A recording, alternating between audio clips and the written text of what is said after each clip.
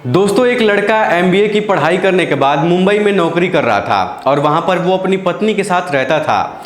लेकिन इसी बीच उसके पत्नी की तबीयत बहुत ज़्यादा खराब हो जाती है, जिस वजह से उसके ससुर जी यानी कि लड़की के पापा अपने घर पर लड़की को बुला लेते हैं। वहां पर उसका इलाज होता है, लेकिन लड़की ठीक नहीं हो रही थी, जिस वजह से जो लड़का है वो मुंबई से अपनी नौकरी छोड़कर गोरखपुर वापस चला आता है और अपनी पत्नी के साथ अपने ससुराल में रहने लगता है।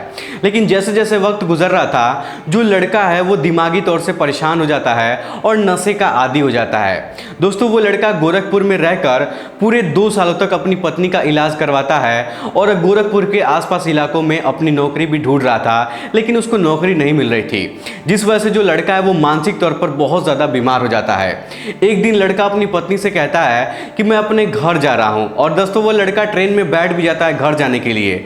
लेकिन वो लड़का घर नहीं जाता है, बल्कि वो लड़का ट्रेन पकड़कर गोरखपुर से बनारस चलाता है और बनारस आने के बाद कुछ ऐसा कदम उठाता है जिसकी वजह से ना सिर्फ उस लड़के की बल्कि उसकी पत्नी की भी मौत हो जाती है। दोस्तों, ये कहानी बहुत ज़्यादा इंटरेस्टिंग है और दिल को छू जाने वाली है। आइए जानते हैं पूरी कहानी इस वीडियो के माध्यम से। लेकिन वीडियो में आगे बढ़ने से पहले वही आप लोग से छोटा सा रिक्वेस्ट है कि अगर आप लोग हमारे चैनल पर पहली बार है तो चैनल को सब्सक्राइब कर लीजिए और वीडियो को लाइक कर दीजिए, ताकि जो मेरा हौसला है वो और भी ज़्यादा बढ़ता रहे और भी ज़्यादा इंटरेस्टिंग कहानियाँ ऐसे ही मैं आप लोग को सुनाता रहूँ। दोस्तों, लड़के का नाम हरीश है, जो कि बिहार का रहने वाला है, और उसकी पत्नी का नाम सचिता है, जो कि गोरखपुर के एक जाने माने डॉक्टर की बेटी है और गोरखपुर में उसका घर भी है। दोस्तों, सचिता और हरीश दोनों एक साथ बनारस के एक स्कूल में पढ़ते थे और इसी दौरान दोनों की दोस्ती भी हो गई थी और दोस्ती के बाद दोनों में प्यार भी हो जाता है। दोस्तों, हरीश और सचिता दोनों एमबीए की पढ़ाई कर रहे थे। इसी दौरान पढ़ाई जब खत्म हो जाती है तब हरीश की नौकरी मुंबई में लग जाती है। हरीश मुंबई चला जाता है और वहां पर अपनी नौकरी करने लगता है। लेकिन कुछ समय बाद सचिता अपने पापा से बातचीत करती है और पापा से कहती है कि पापा, मुझे एक लड़का पसंद है। दोस्तों, सचिता अपने पापा से बातचीत करने के बाद हरीश से शादी कर लेती है। घर वालों की मर्जी से दोनों की धूमधाम से शादी हो जाती है। शादी के बाद सचिता जो है वो भी मुंबई में जाकर हरीश के साथ रहने लगती है। अब वहां पर हरीश नौकरी कर रहा था और सचिता घर पर रहती थी। दोनों की जिंदगी हंसी खुशी गुजर रही थी। लेकिन इसी बीच सचिता की तबीयत बहुत ज़्यादा खराब हो जाती है। हरीश दोस्तों मुंबई में सचिता का बहुत ज़्यादा इलाज करवाता है, लेकिन वहां पर सचिता ठीक नहीं हो रही थी। 2-3 महीनों तक मुंबई में उसका इलाज होता है, लेकिन फिर भी जब वो ठीक नहीं होती है तब सचिता के पापा सचिता को अपने घर गोरखपुर बुला लेते हैं। क्योंकि सचिता के जो पापा थे वो एक बहुत अच्छे और जाने माने डॉक्टर थे, तो वो सोचते हैं कि गोरखपुर में उसका इलाज करवा दूंगा और यहाँ पर कम पैसे में उसका इलाज हो जाएगा। इसीलिए सचिता मुंबई से अपने पापा के घर गोरखपुर वापस चली आती है। दोस्तों, गोरखपुर में सचिता का 1 साल तक इलाज चलता है, लेकिन वो ठीक नहीं हो रही थी, जिस वजह से हरीश मुंबई से अपनी नौकरी छोड़ देता है। मुंबई से उस नौकरी को रिजाइन दे देता है और गोरखपुर आकर अपनी पत्नी के साथ रहने लगता है। क्योंकि हरीश सोच रहा था कि उसकी पत्नी की तबीयत खराब है और वो मुंबई में नौकरी करेगा तो उसके घर वाले क्या सोचेंगे। इसलिए हरीश अपनी नौकरी छोड़कर अपने ससुराल चला आता है और सचिता का देखभाल करने लगता है।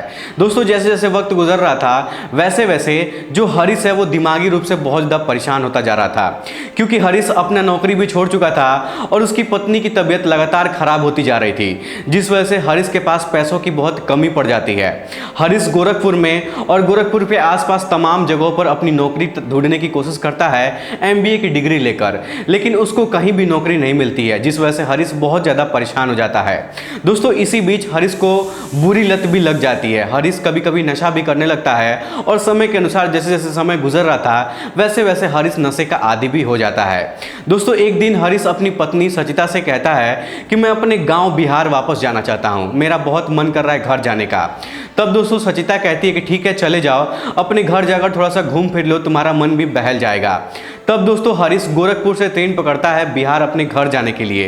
लेकिन हरीश बिहार नहीं जाता है, बल्कि गोरखपुर से ट्रेन पकड़कर बनारस चलाता है। बनारस के सारनाथ रेलवे स्टेशन पर उतरता है और एक होटल बुक करता है। होटल बुक करने के बाद पूरी रात होटल के अंदर गुजारता है और ऑनलाइन खाना भी ऑर्डर करता है। लेकिन जब ऑनलाइन खाना ऑर्डर करता है तो जिस ऐप के जरिए वो खाना ऑर्डर करता है उस ऐप में हरीश के पत्नी का मोबाइल नंबर रजिस्टर किया गया था। हो सकता है कि कभी उसकी पत्नी उस ऐप से खाना ऑर्डर की हो तो अपना नंबर रजिस्टर की हो तो उसका पहले से नंबर उसमें सेव हो गया हो। दोस्तों जब हरीश खाना ऑर्डर करता है तो उसका जो मैसेज है खाने का वो उसकी पत्नी के मोबाइल पर चला जाता है। जब उसकी पत्नी वो मैसेज पढ़ती है तो उसको पता चलता है कि हरीश बनारस के ही रेलवे स्टेशन से खाना ऑर्डर किया है और वहीं पर डिलीवर होना है। तब सचिता सोचती है कि हरीश तो बिहार जाने वाला था लेकिन बनारस क्यों चला गया है। दोस्तों सचिता तुरंत हरीश के फोन पर लगातार फोन करने लगती है लेकिन हरीश उसका फोन नहीं उठा रहा था, जिस वजह से सचिता बहुत ही ज्यादा परेशान हो जाती है और अपने घर वालों से अपनी पूरी बात बताती है। दोस्तों सचिता के घर वाले अपने कुछ रिश्तेदार लोगों को फोन करते हैं जो बनारस के आसपास में रहते थे और हरीश का लोकेशन भी उन लोग को बताया जाता है जिस होटल में हरीश रुका हुआ था। दोस्तों अगली सुबह जब सचिता के रिश्तेदार के कुछ लोग होटल पर पहुंचते हैं तो वहां पर उनको पता चलता है कि हरीश जो है वो होटल के कमरे में ही फांसी लगाकर सुसाइड कर लिया है। इतना सुनने के बाद सचिता के रिश्तेदार वाले बहुत ज्यादा हैरान और परेशान हो जाते हैं। वो लोग सोच रहे थे कि आखिरकार हरीश ऐसा कदम कैसे उठा सकता है। जब फोन करके सचिता को बताया गया कि हरीश ने सुसाइड कर लिया है तो सचिता बहुत ज्यादा चीखने और चिल्लाने लगी। दोस्तों सचिता अपने घर में बैठी हुई थी लेकिन जब उसको ये खबर मिलती है तब दौड़ते हुए अपने घर के तीसरी मंजिल पर पहुंच जाती है और तीसरी मंजिल से छलांग लगाकर नीचे की तरफ कूद जाती है।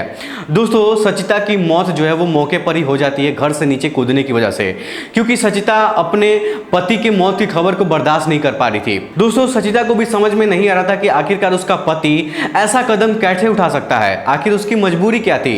जब पुलिस वाले उस होटल का जांच पड़ताल करने के लिए पहुंचे तो वहां पर कुछ उनको सबूत नहीं मिला। दोस्तों पुलिस वालों का कहना है कि हरीश अपने मन से बनारस आया था, लेकिन पुलिस वालों का यह भी कहना है कि ऐसा भी हो सकता है कि बहुत सारे लोग मोक्ष की प्राप्ति के लिए बनारस में आकर सुसाइड कर लेते हैं या फिर खुदकुशी कर लेते हैं।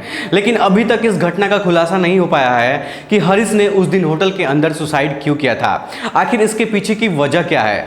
दोस्तों इस घटना की वजह से ना सिर्फ हरीश की मौत हुई बल्कि उसकी पत्नी भी इस दुनिया को छोड़कर चली गई।